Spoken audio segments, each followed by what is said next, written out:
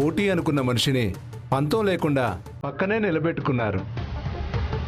ఇక ఏకగ్రీవంగా మీరే ఎన్నికవుతారు, అంతే కదా?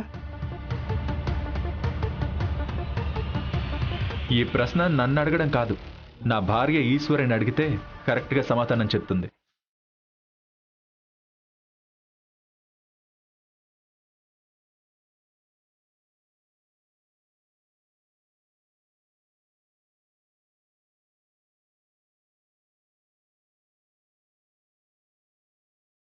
రుద్రగారు అడుగుతున్నారు కదమ్మా, చెప్పమ్మా, ఏంటి నీ ప్రతిస్పందన?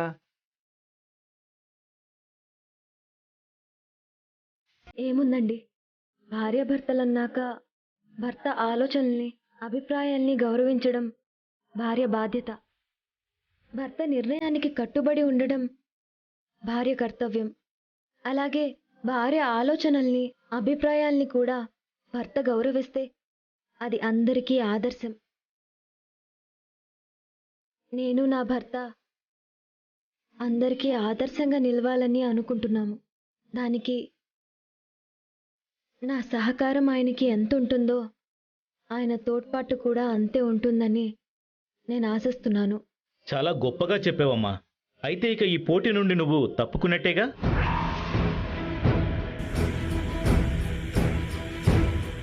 అదేంటయ్యా, మరీ అంత ప్రత్యేకంగా అడుగుతున్నావేంటి? భర్త మాటని, భర్త నిర్ణయాన్ని గౌరవిస్తానని అంత స్పష్టంగా చెబుతున్నప్పుడు తను పోటీ నుంచి, పంతం నుంచి తప్పుకున్నట్టే కదా? పద.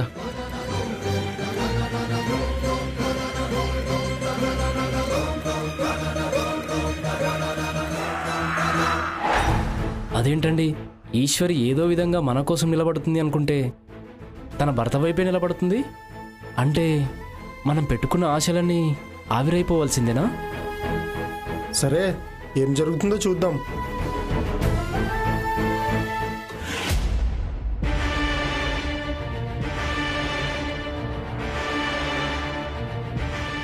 సార్, విత్డ్రా ఫామ్ ఇవ్వండి.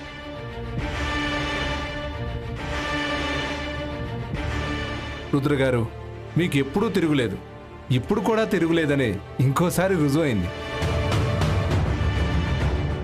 అవును, రుద్రగారు గెలుపు కోసం పరిగెత్తరు.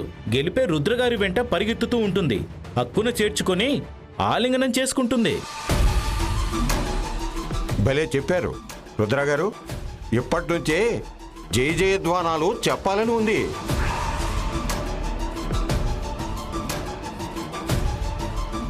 ఫార్మాలిటీ ప్రకారం ఎలక్షన్ విత్డ్రా ఫామ్ మీద ఈశ్వర్ గారు ఒకసారి సంతకం చేసేస్తే అప్పుడు అందరి జయ జయధ్వానాలు అందుకోవచ్చు.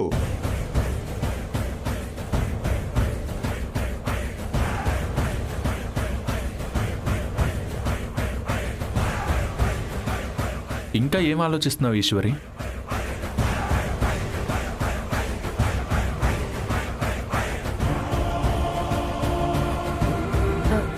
రుద్రగారు, మీరు గెలిచి నన్ను కూడా గెలిపిస్తారు కదా?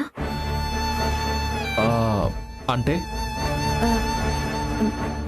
మీరు గెలిచి నన్ను, నా ఆశయాన్ని గెలిపించమని అడుగుతున్నాను. చూడు ఈశ్వరి, ఇప్పుడే మన జీవితం మొదలైంది. ఇప్పుడే మరిన్ని అభిప్రాయాలు పంచుకోవడం జరుగుతుంది, అభిరుచులు తెలుసుకోవడం జరుగుతుంది. ఈ సమయంలో సరదాలు, సలహాలు ఉండాలి.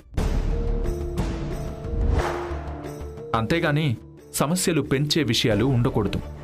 మన జీవితం ముందు ముందు ఎలా ఉండాలి అనేది నీ చేతుల్లోనే ఉంది అని మీ ఇంట్లో వాళ్ళు చెప్పిన మాట నిజం. అది మాత్రం గుర్తుపెట్టుకో ఈశ్వరి.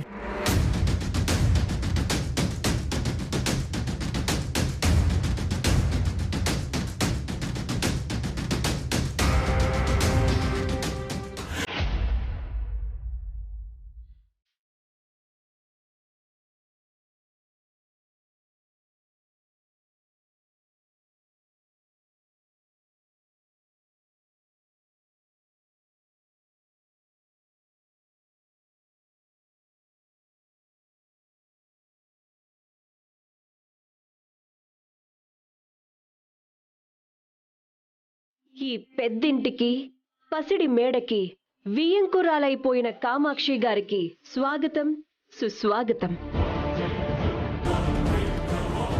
ఏంటి అలా చూస్తున్నావు?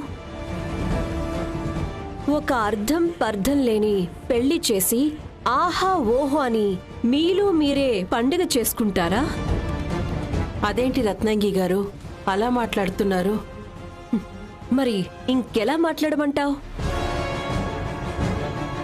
రుద్ర ఆవేశంగా తాళి కడితే దానికి పెళ్లి అని పేరు పెట్టారు. రుద్ర తల్లిదండ్రుల ఆమోదం లేకపోయినా, ఆశీర్వాదం లేకపోయినా ఆ పిచ్చి పెళ్లికి మీరందరూ పెద్దలయ్యారు. ఒకప్పుడు రుద్రని వద్దనుకున్నారు. పెద్దింటికి ఈశ్వరిని కోడలిగా పంపనన్నారు. ఆ బుద్ధంతా ఇప్పుడు ఎక్కడికి పోయింది? ఆ పంతం ఇప్పుడేమైపోయింది? ఓహో, హఠాత్తుగా పెద్దింటికి కోడలయ్యే అవకాశం వచ్చేసరికి ఆ పంతం పక్కింటికి వెళ్ళిపోయిందా? డబ్బున్నవాడు ఓ పద్ధతి పాడు లేకుండా, ఒక మంచి ముహూర్తం చూడకుండా తాళి కట్టేసరికి మీ ఆచారాలు వ్యవహారాలు అటకెక్కి దాక్కున్నాయా? చూడండి రత్నాంగి గారు, మీరేం చెప్పాలనుకుంటున్నారో నాకు అర్థం కావడం లేదు. కానీ ఒక్కటి మాత్రం నిజం,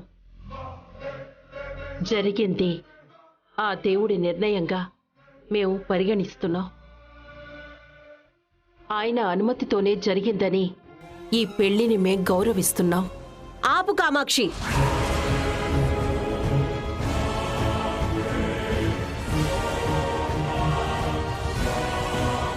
నీలాంటి వాళ్ల బుద్ధులు నాకు తెలీదా?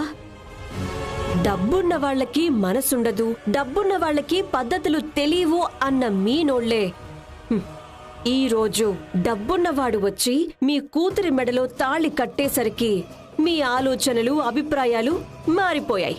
అంతే కదా?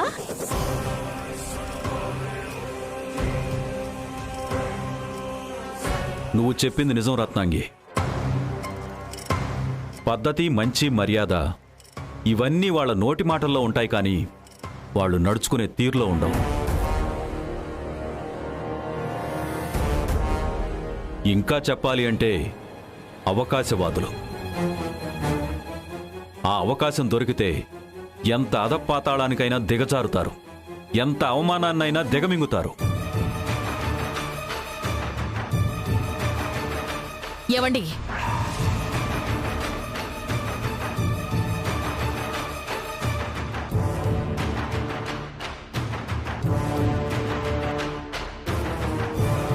ఇంకా ఆపుతారా? ఏం మాట్లాడుతున్నారు మీరంతా? కామాక్షి గారు, క్షమించండి. వాళ్ళన్న మాటలకి నేను క్షమాపణ అడుగుతున్నాను. అబ్బే, మీరు క్షమాపణ అడగడం ఏంటండి? జరిగిందంతా వాళ్ళకిష్టం లేకే అలా మాట్లాడుండొచ్చు.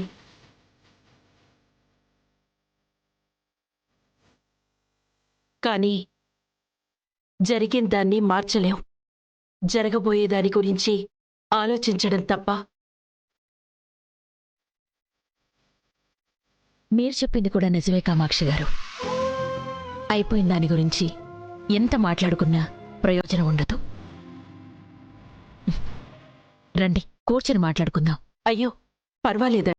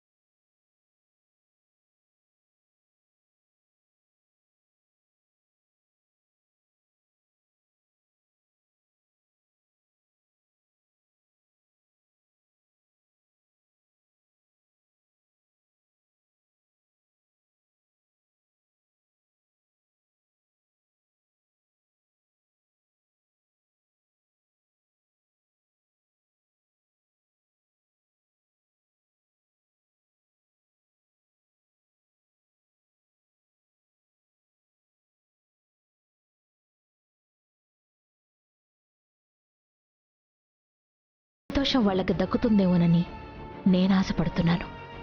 భగవంతుడా, ఏంటి నాకీ పరీక్ష?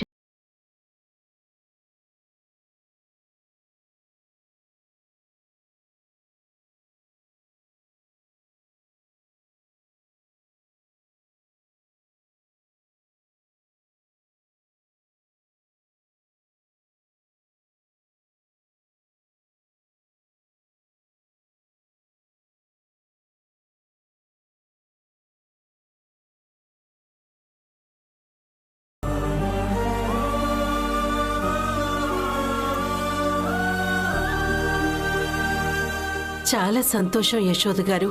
ఇక నేను వెళ్ళొస్తాను. మంచిదండి.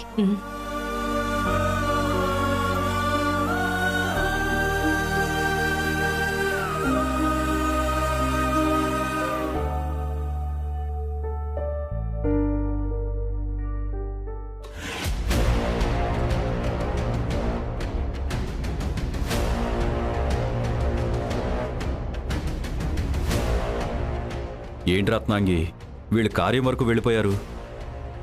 వాళ్ళు ఎన్ని చెయ్యాలనుకున్నా ఎలక్షన్స్లో మనం అనుకున్నదే జరుగుతుంది. మీరేం కంగారు పడకండి బావగారు.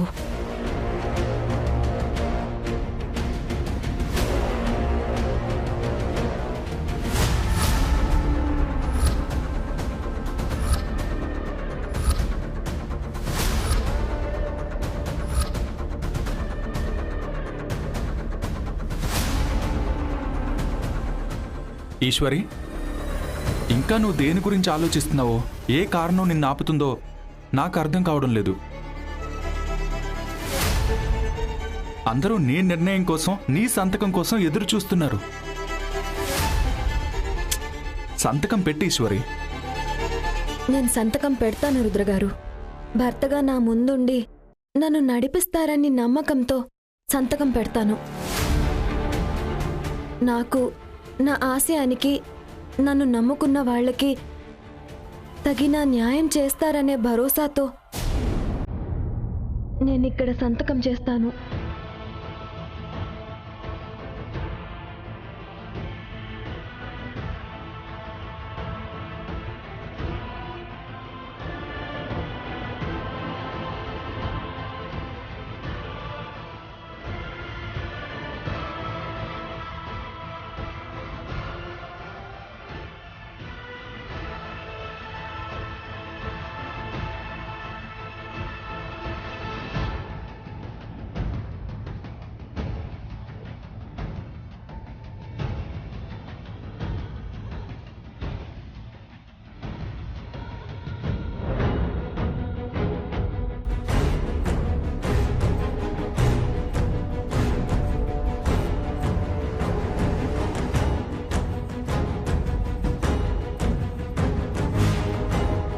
యశోద గ్రూప్ ఆఫ్ హోటల్స్లో రాజేశ్వరి విలాస్ని విలీనం చేద్దామనా? హోటల్స్ అసోసియేషన్ ఎలక్షన్స్లో మీకు పోటీగా నిలబడాలని. ఇకనైనా వాళ్ళ అమ్మ ఆశయం గురించి కాకుండా తన జీవితం గురించి ఆలోచించమని చెప్పండి.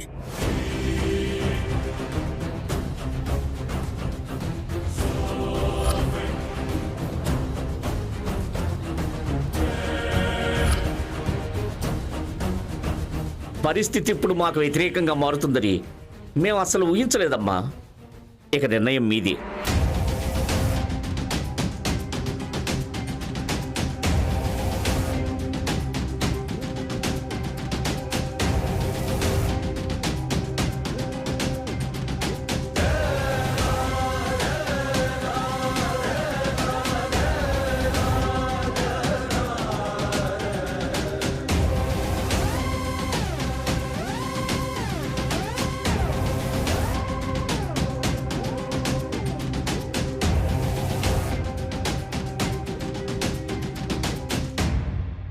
అమ్మా అమ్మా అమ్మా అమ్మా ఈశ్వరి, రామారావు బాబాయ్ పురుగుల మంది తాగేశాడమ్మా.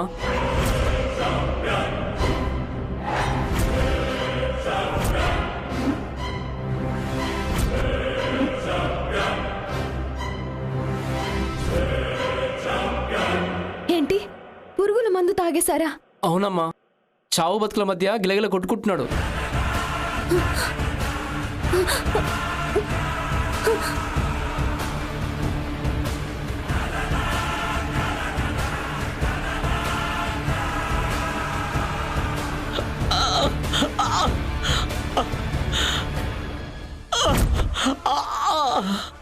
బాబాయ్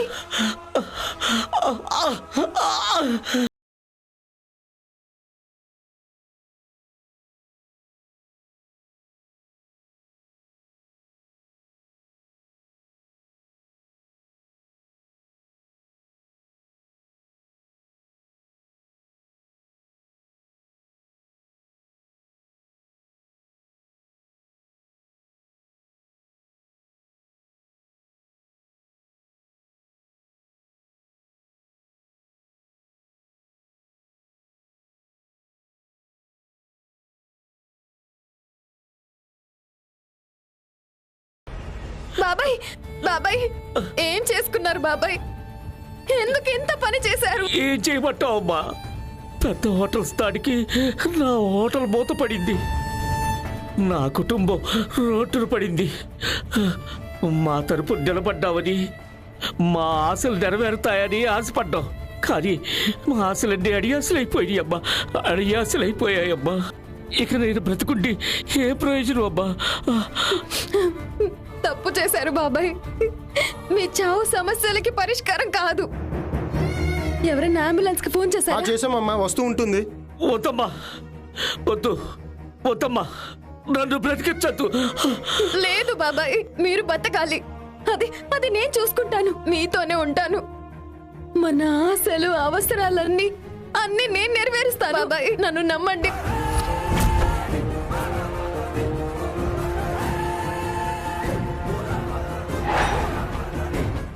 వెంటనే ఇన్ని హాస్పిటల్కి పంపించండి.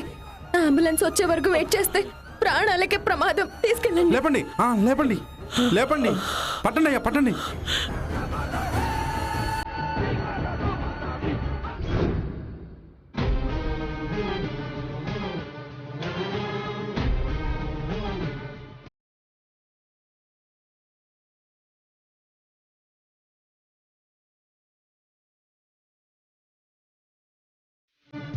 అమ్మా ఈశ్వరి, ఈరోజు రామారావు ఇలాంటి పని చేశాడు, రేపు ఇంకొక కృష్ణారావు ఇలాంటి పనే తలపెడతాడు. దీనికి నువ్వే ఒక పరిష్కారం ఆలోచించాలి.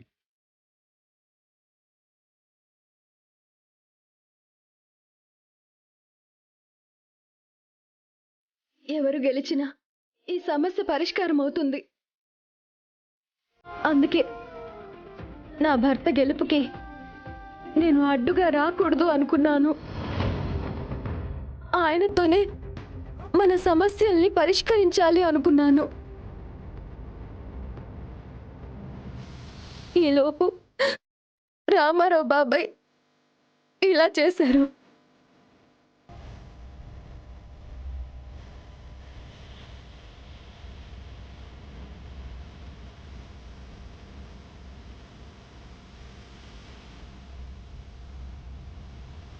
ఆ డిమాండ్స్ పేపర్ ఇలా ఇవ్వండి.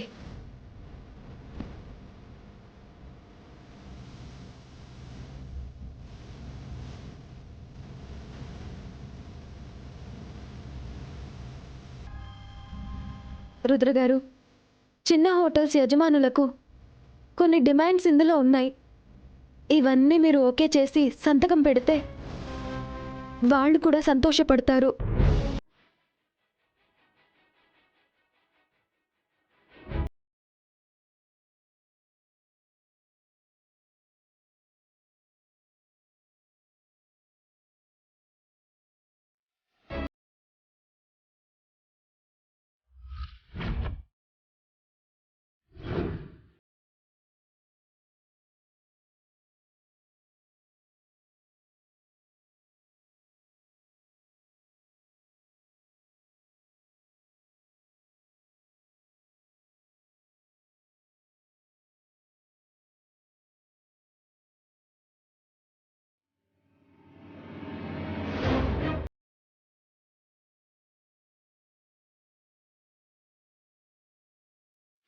ఇవి ఇవి మీకు ఓకేనా?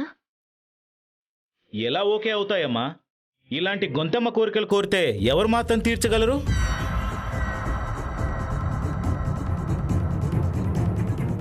ఇవి గొంతమ్మ కోరికలు కాదు సార్.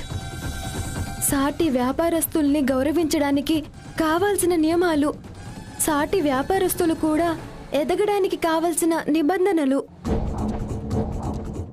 ఇలాంటి చిన్న చిన్న హోటల్స్కి ఇన్ని పెద్ద నియమాలుంటే మాలాంటి పెద్ద హోటల్స్ నడపడం కుదురుతుందా?